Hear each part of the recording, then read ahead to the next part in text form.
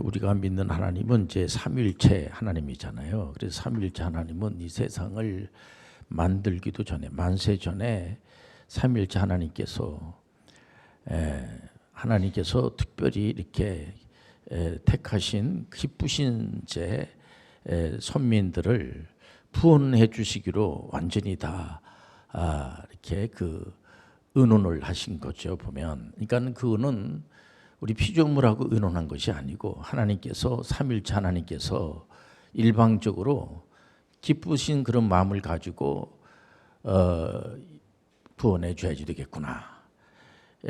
이거는 완전히 그 신적인 권위 내에 속한 겁니다. 왜냐면은 세상을 우리가 눈으로 보이는 이런 세상을 만들기도 전에 보통 이제 가정에서도 부모님들이 자녀들을 위해서 이렇게 돌봐야지 되겠다 하면은 일방적으로 돌보는 거지 자녀들한테 뭘 물어보고 뭐 그러질 않습니다. 그 어린 아이가 뭘 압니까? 아무것도 모르고 그냥 베네짓하고 그런 아이를 위해서 부모님들이 나름대로 의논을 해가지고 이 아이를 어떻게 간에 잘 돌봐야지 되겠구나. 그리고 돌봐주는 거지.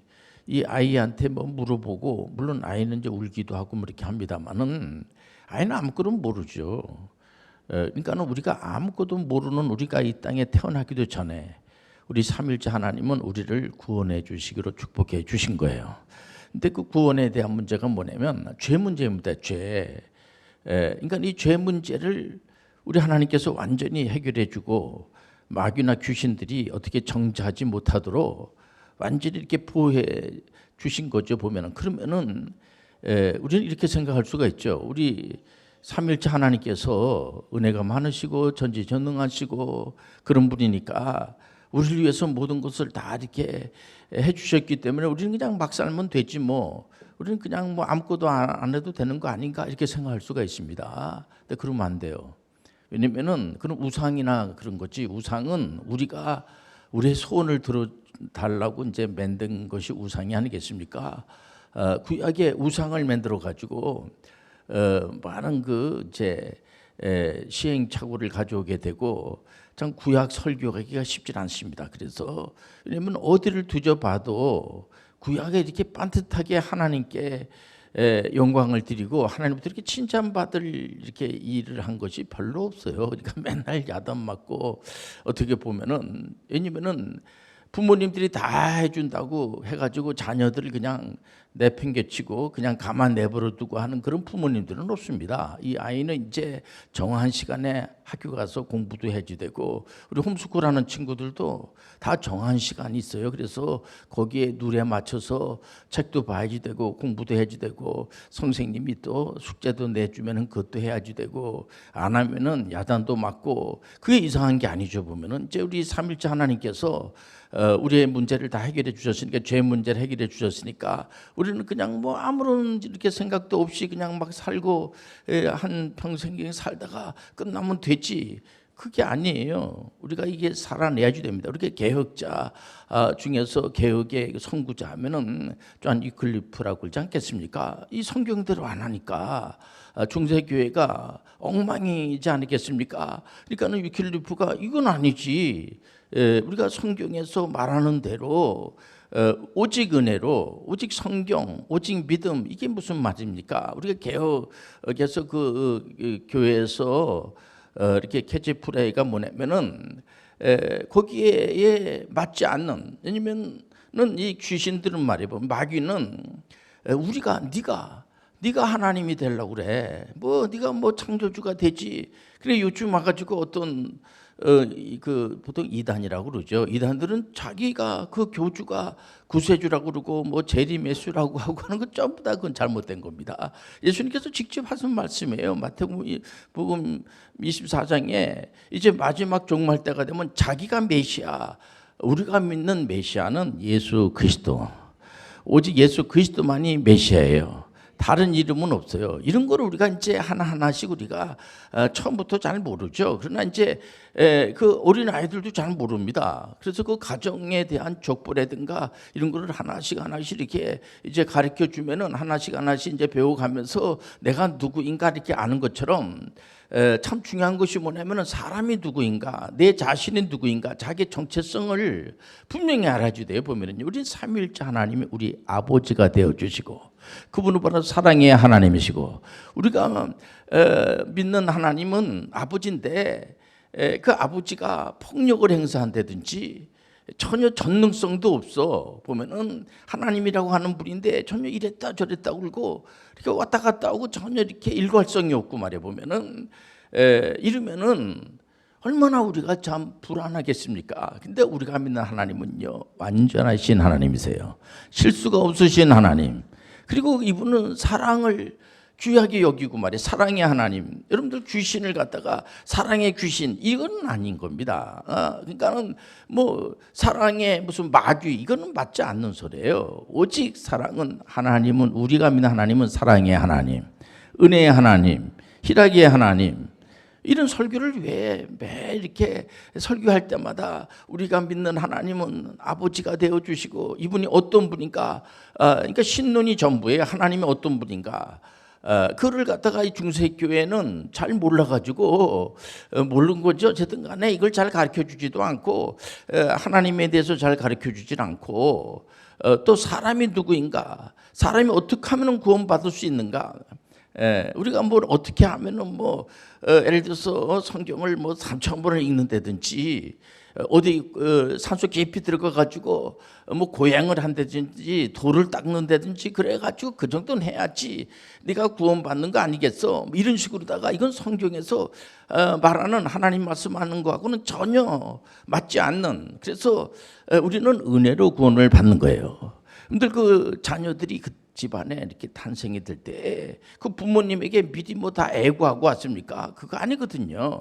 그렇기 때문에 우리는 은혜로, 그러니까 성경에서 우리를 구원해 주시는 길은 오직 예수 그리스도를 메시아로, 예수님께서 우리를 구원해 주시는데, 예수님 무슨 물론 죄 문제를 해결해 주시기 위해서 오신 거죠. 근데 예수님께서 만세전에 우리를 구원해 주시기로 그분이 이제 담당을 하지 않았겠습니까? 우리 예수 그리스도께서. 그러면은 그분이 무슨 뭐 잘못했기 때문에 그분을 위해서 구원해 주시는 것이 아니고, 그럼 하나님이신데 뭐 구원해 줄 필요가 없죠. 우리를 위해서 구원해 주셨기 때문에, 그분이 우리하고 관계가 있기 때문에 우리가 예수 그리스도를 메시아로 믿는 거예요. 구세주로 우리가 찬양을 드리는 거예요. 우리가, 하나님께서는 우리의 찬양을 받길 원하시는 것이 뭐냐면은 그분이 그런 일을 하셨기 때문에, 가정 안에서도 가만히 있건 부모님이 어렸을 때 내가 상당히 몸이 안 좋고 그런데 잠도 안 주시면서 나를 이렇게 돌봐주셨구나라는 사실을 나중에 알게 되면은 부모님에 대해서 참 고맙게 생각하고 그런 거 아니겠습니까? 우리가 아무것도 모르고 있을 때에 우리가 무슨 뭐 막 노력하고 애쓰고 구원받기 위해서 막 뭐 살을 찢으면서 막 이렇게 고행을 하면서 우리가 구원받는 구원의 문제는요, 100% 하나님이 하시는 거예요. 그래가지고 하나님이 다 우리를 구원해 주셨으니까 우리는 그냥 막 살면 됐지. 그렇게 됩니까 그게? 늘 가정 안에서도 부모님이 아무리 돈이 많고 재벌이라고 할지라도 재벌 집의 그 자녀들은요 더 만만치 않습니다. 다 공부도 더 많이 해야 되고, 예를 들면 그 재산을 지키기 위해서 아마 그 혹독한 아마 그런 그 수련을 통하여서 되는 것처럼, 우리가 믿는 하나님이 삼위일체 하나님 우리 아버지가 된단 말이에요. 그 아버지가 만만치 않는 분이에요. 그렇기 때문에 그 자녀들에게 요구하는 것이요 굉장히 많습니다. 이게. 그렇기 때문에 우리가 그런 거를 나오래고, 우리가 뭐 예를 들어서 감사하게 생각하는 거지. 하나님을 믿는 사람들은 감동하고 감사하고 고맙고 이런 얘기를 하지. 나 너무 힘드네. 오늘 돌아온 탕자만 하더라도, 탕자가 아버지 집을 떠나고 나서 아버지로부터 교육을 받아야 되는데 교육을 받지 않은 그것이 참 억울하고 안 된 거죠, 보면은. 그래서 나중에는 자기가 그냥 완전히 그냥 그 재산을 갖다가, 아버지 재산을 갖다 다 탕진해 버리고, 그러고 난 다음에 내가 아버지 아버지라고 안 해도 그냥 먹고 살기 위해서 그냥 아버지 집에 들어오기만 하면은 내가 경제적으로 어려운 거 이걸 해결할 수가 있다고 하면은 난 아버지라고 아들이라고 하는 이름을 안 얻어도 난 좋습니다 할 정도로까지. 그때 그 아버지는 막 잔치를 배설하고 그냥 죽었던 아들이 돌아왔다고 막 잔치를 배설하고 하는 이유는 다른 게 아니고요. 그 기쁘죠. 아버지가 우리를 보고 기뻐하는 거예요. 우리는 하나님 보고 기뻐하지만 하나님은 우리를 보고 더 많이 기뻐하시는 거예요. 우리가 믿는 하나님 우리를 보고 기뻐하시고, 저거 한번 날짜 잡아가지고 한번 잡아보지, 저거 야단 좀 쳐야지, 이런 하나님이 아니에요. 우리 하나님은 우리를 보고 너무 기뻐하고 좋아하시고 말해보면요, 우리가 구약에 이제 선지자 대표하면은 모세라고 그래요. 그 하나님을 대면한 분이 아니겠습니까? 그리고 신약하면은 여러분들 잘 알다시피 사도 바울 선생님을 신약의 대표 선교사, 또 이렇게 신학자, 목회자, 또 전문의 선교사 이렇게 보지 않겠습니까? 근데 사도 바울 선생님을 우리가 지나고 나서 성경에 다 사도 바울 선생님은 이제 하나님 앞에 천국에 가셨죠. 근데 2000년 전에 그 사역했던 분이니까 우리가 사도행전에 보면은 그분의 사역이 다 나와 있어요. 보면은요, 이분이 예수 믿는 사람들을 예수 믿어? 그러면 이거 아니지, 이거 잘못된 거지, 잡아드려야지. 그래서 대제사장한테 이제 지도를 받아가지고 그 당시에 이분이 검사, 요즘 말하자면은 이제 사법권이 있는 검사였단 말이에요. 보면은요, 이렇게 그 권력을 가지고 있는 그런 가운데서 예수 믿는 사람들을 이제 잡아서 이제 가두러 가고, 그럴 때 다메섹에서 사도행전 9장에 보면은 이제 하나님의 음성을 듣게 됩니다. 그러기 전에 그 기적적인 그런 이제 빛이 막 이렇게 하늘로부터 내리면서 놀래가지고 무릎을 꿇고 이제 이렇게 엎드려서 있을 때에 앞을 볼 수도 없고 이러면서 음성이 들립니다. 부활하신 예수님의 음성을 직접 듣지 않겠습니까? 사울아 사울아, 네가 왜 나를 비박을 해? 주님 누구십니까? 부활하신 예수님입니다. 예수님은 지금도 살아서 역사해 주시고, 이 가운데 함께 도와주시고, 성령님 우리 가운데 임재해 주시고, 이런 거를 우리가 이런 시간을 통해서 하나하나 배우지 않으면은 알 수가 없어요. 그러니까는 사도행전 우리가 9장에 보면은 쫙 이렇게 그런 내용이, 그래서 이분이 이제 그런 체험을 하고 난 다음에 예수 믿는 사람을 죽이려고 잡아들이는데 앞장섰던 사도 바울 선생님이 완전히 거기서 이제 변화되는 그런, 이제 변화되기보다 그런 역사적인 그런 실제적인 사건이 기록이 되어 있지 않겠습니까? 그래서 앞을 볼 수도 없고 먹지도 못하고 이런 가운데 있을 때에 아나니아라고 하는 예수님의 이제 제자분한테 예수님께서 이제 그 지시를 내려가지고, 그 집가라고 하는데 가가지고 5 사람 바울이 있는데 가가지고 기도 좀 해줘라, 안수 좀 해줘, 이렇게 갖고 그 이제 앞을 못 보던 것이 이제 보게 되고, 그런 기적적인 그런 일들이 많아요. 보면은요. 그래서 이제 사도 바울 선생님이 거기서 예수 그리스도를 이제 구세주로, 메시아로 이렇게 받아들이게 되고, 사도행전 9장 20절에서 21절에 보면은 바울 사도가 이런 말씀이 나오지 않습니까? 이제 막 거기서 음식도 잘 못 먹고 너무 힘드니까, 근데 음식을 먹고 19절에 보면 음식을 먹으면 강건해지더라. 20절 보면은 사울이 다메섹에 있는 제자들과 함께 며칠 있을 때 즉시로, 20절 보면 즉시로 각 회당에서 예수가 하나님의 아들이심을 전파하니, 예수가 하나님의 아들은 이 사도행전에서는 처음 나오는 말씀입니다. 예수님을 하나님의 아들. 그러니까 베드로가 예수님이 나를 누구냐고 했을 때 베드로가 주는 그리스도의 살아계신 하나님의 아들입니다. 그러니까 예수님께서, 그는 자네가 생각해서 말하는 것이 아니라 하나님께서 가르쳐 주셔서 하나님의 영을 받아야지 돼요. 하나님의 영을 받으면 예수님은 하나님 아드님을 고백하게 되고 메시아로 고백하게 되고, 그러니까 바울 사도가 즉시로 각 회당에서 예수가 하나님의 아들이심을 전파하니까 듣는 사람이 다 놀라 말하되, 이 사람이 예루살렘에서 이 이름을 부르는 사람을 멸하려던 자가 아니냐, 여기 온 것도 그들을 결박하여 대제사장들에게 끌어가고자 함이 아니냐 하더라. 실제적으로 그런 권세를 가지고 있었던 사도 바울이 완전히 바뀌어지게 되는 겁니다. 즉시로. 그래서 가장 빨리 변화에 적응한 그런 분이 된 겁니다. 그러니까 바울 사도는 내가 그동안에 잘못된 그런 세계관을 가지고 종교관을 가지고 내가 예수 믿는 사람을 잡아들이는데 앞장섰구나. 이거 잘못된 거네. 이거 즉시로 나는 이제 예수님만을 메시아로다가 내가 증거해야 되겠구나. 그럼 바울 사도는 하나님의 은혜로 이방 선교사로다가 이렇게 이제 임명을 받은 거죠. 보면 성령 하나님으로부터 임명을 받아가지고, 그러니까 베드로가 유대인들에게 복음을 전하는 이제 사명을 받았다고 하면은 물론 이제 베드로도 이방인들에게도 복음을 전하죠. 그런데 여러분들 사도 바울 선생님은 아예 이방인들에게 복음을 전하는 그런 사명을 받은 거예요. 하나님이 하시면 하는 거예요.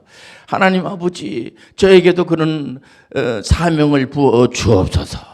여러분들 하나님은요 지금도 즉각적으로 지금 그 결정장애에 걸린 사람들이 얼마나 많습니까? 사도 바울 선생님 우리가 귀하게 여기고 지나간 얘기지만은 역사 속에서 지금에 와가지고 가장 우리가 이 신약시대에 가장 탁월한 전문의 선교사 사역자 하면은 누구를 말하냐면 우리가 사도 바울 선생님이라고 당당하게 말할 수 있는 거는 뭐냐면은 지나고 나서 생각해 보니까는 그 엄청나게 일을 많이 했거든요. 사도 바울 선생님 성경을 13권이나 물론 하나님 은혜로 기록을 했죠. 쓰고 일을 많이 했으니까 그 유럽의 길목에다가 교회를 세우고 말이에요. 에베소서 교회, 무슨 고린도 교회, 많은 교회를 세우지 않았겠습니까? 그리고 1차 선교여행을 하고 사역을 하고 2차 선교 사역을 하면서 유럽의 이방에 가서, 그러니까 이 예수 그리스도는 유대인들의 하나님도 되지만은 유대인의 하나님만이 아니고 유대인을 포함한 모든 자의 하나님이에요. 모든 자들의 메시아야. 물론 이제 선택받은 분들에게 해당이 되는 거죠. 예수님께서 십자가에서 피 흘려 돌아가시는 수동적 순종을 하시고 능동적 순종을 다 한 거 여러분들 알지 않겠습니까?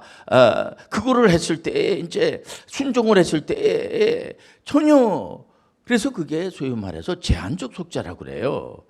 이제 신학적 용어로. 왜냐면 만약에 다 모든 사람들이 다 하나님 예수 그리스도가 십자가를 에서 피 흘려 돌아가시고 능동적 순종과 수동적 순종을 한 것이 만약에 그러면 예수님이 전능성이 없게끔 되잖아요. 보면 예수님은 믿는 자의 하나님이에요.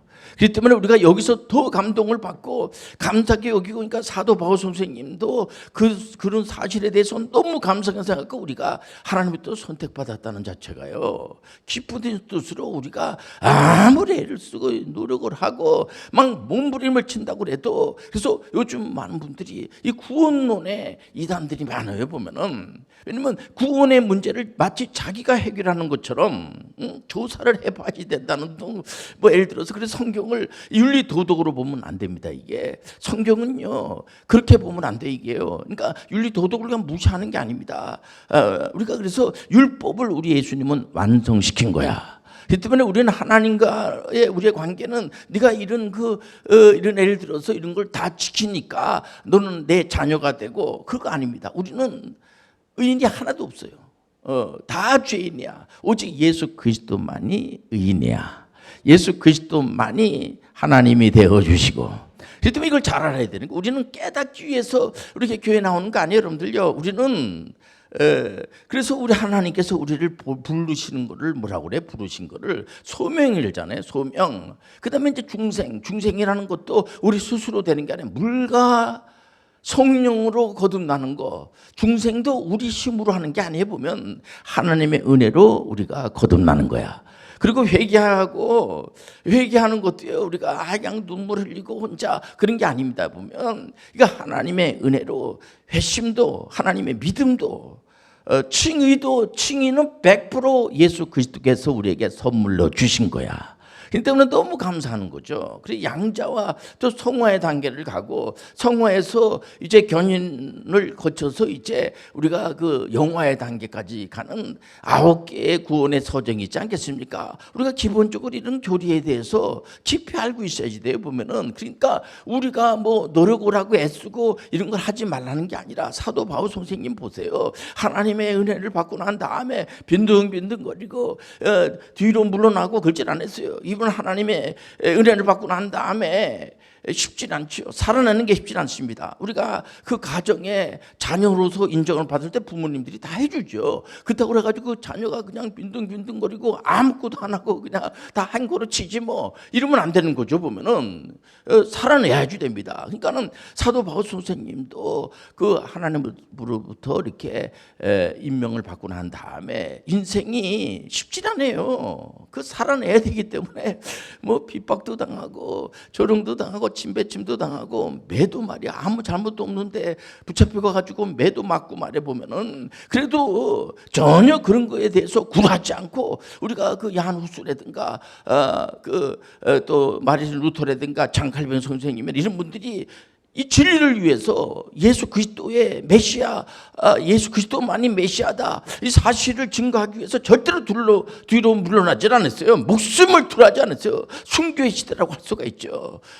그 순교의 시대를 거쳐서 이제 교회가 한동안에 막 부흥이 되고 하다가 요즘은 이제 전문인 선교 시대란 말이에요. 보면은요, 이 시대의 흐름 우리가 잘 알아야지 돼요. 우리는 가장 빨리 그 변화에 적응하는. 그래서 요즘 우리 교회에서도 이제 홈스쿨 하는 친구들은 특징이 뭐냐면 각 뭐 대안학교마다 다 특징이 있죠. 보면 특징이 있는데 보니까 좀 시간을 좀 줄여야지 되겠다라는 생각을 가지고 5년 빨리 4년 빨리 대학교를 졸업을 하고, 물론 이제 그 학사 장교가 되는 것도 나이가 만 20살로 딱 돼 있습니다. 근데 대체적으로 4년 빨리 5년 빨리 대학교를 졸업하지 않으면요 20살이 될 수가 없어요. 근데 만 20살에 이번에 우리 여자 이제 지금 소대장으로 사역하고 있는 친구를 보면은 4년 빨리 대학교를 졸업을 하고 말해 보면은요, 그러니까는 빨리 다른 사람들에 비해서 좀 빨리, 그러니까 같이